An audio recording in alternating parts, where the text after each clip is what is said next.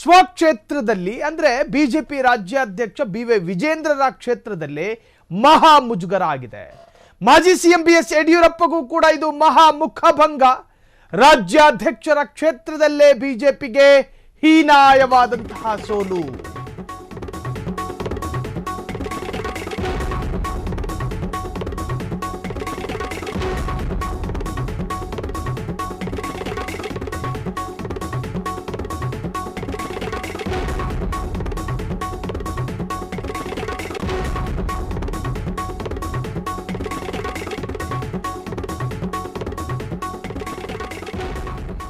ಇಪ್ಪತ್ತೈದು ವರ್ಷ ಬಿಜೆಪಿ ಆಡಳಿತದಲ್ಲಿತ್ತು.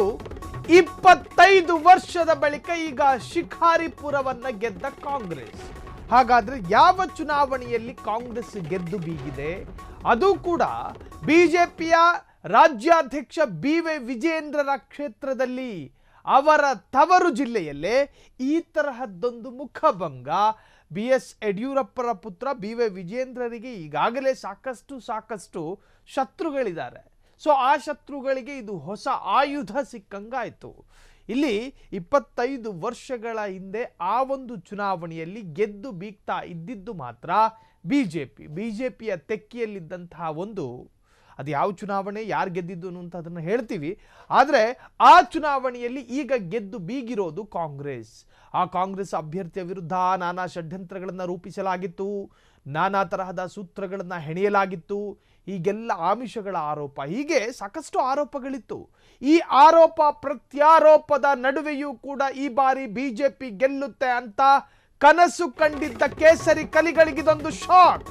ಶಿಕಾರಿಪುರದ PLD ಬ್ಯಾಂಕ್ ನಿರ್ದೇಶಕರ ಚುನಾವಣೆಯಲ್ಲಿ ಬಿಜೆಪಿ ಹೀನಾಯವಾದ ಸೋಲು. 25 ವರ್ಷಗಳ ನಂತರ ಕಾಂಗ್ರೆಸ್ ತೆಕ್ಕೆಗೆ ಶಿಕಾರಿಪುರ PLD ಬ್ಯಾಂಕ್ ಎಲೆಕ್ಷನ್. ಕಳೆದ ವಿಧಾನಸಭಾ ಚುನಾವಣೆಯಲ್ಲಿ ಕಾಂಗ್ರೆಸ್ನಲ್ಲೇ ಪಕ್ಷದ್ರೋಹ, ಹಿರಿ ತಲೆಗಳ ಪಕ್ಷದ್ರೋಹದಿಂದ ಶಿಕಾರಿಪುರ ಸೋತಿದ್ದ ಕಾಂಗ್ರೆಸ್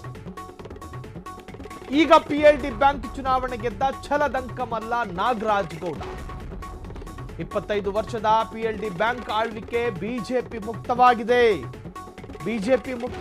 PLD ಬ್ಯಾಂಕ್ ಚುನಾವಣೆ ಈಗ ಕಾಂಗ್ರೆಸ್ ನಾಗರಾಜ್ ಗೌಡ ಅವರು ಗೆಲುವನ್ನು ಸಾಧಿಸಿದ್ದಾರೆ. 25 ವರ್ಷಗಳಿಂದ ಬಿಜೆಪಿ ತೆಕ್ಕೆಯಲ್ಲಿದ್ದಂತಹ PLD ಬ್ಯಾಂಕ್ ಈಗ ಕಾಂಗ್ರೆಸ್ ತೆಕ್ಕೆಗೆ ಬಂದಿರುವಂತಹದ್ದು.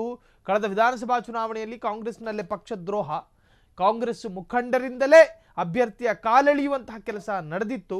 ಹಿರಿ ತಲೆಗಳ ಪಕ್ಷದ್ರೋಹದಿಂದ ಶಿಕಾರಿಪುರವನ್ನು ಸೋತಿದ್ದ ಕಾಂಗ್ರೆಸ್ ಎದುರಾಳಿಗಳ ಷಡ್ಯಂತ್ರದಿಂದ ಸೋತಿರಲಿಲ್ಲ. ಆದರೆ ಹಿರಿ ತಲೆಗಳು, ಅದರಲ್ಲೇ ಇದ್ದಂತಹ ಕಾಂಗ್ರೆಸ್ನಲ್ಲೇ ಇದ್ದಂತಹ ಹಿರಿ ತಲೆಗಳ ಕೆಲ ಷಡ್ಯಂತ್ರಗಳಿಂದ ಆ ಪಕ್ಷದ ಅಭ್ಯರ್ಥಿ, ಕಾಂಗ್ರೆಸ್ ಅಭ್ಯರ್ಥಿ ಸೋಲನ್ನು ಅನುಭವಿಸಿದ್ರು. ಆದರೆ ಈಗ PLD ಬ್ಯಾಂಕ್ ಚುನಾವಣೆಯನ್ನು ಗೆದ್ದ ಛಲದಂಕಮಲ್ಲ ನಾಗರಾಜ್ ಗೌಡ. ಪಾಪ ನಾಗರಾಜ್ ಗೌಡ ಬಹಳಷ್ಟು ಪರಿಶ್ರಮ ಪಟ್ಟಿದ್ರು, ಬಹಳಷ್ಟು ಶ್ರಮ ವಹಿಸಿದ್ರು, ನಾನಾ ತರಹದ ತಂತ್ರ ಕುತಂತ್ರಗಳನ್ನು ಎದುರಿಸಿ ಈ ಬಾರಿ ಗೆಲುವನ್ನು ಸಾಧಿಸಿದ್ದಾರೆ.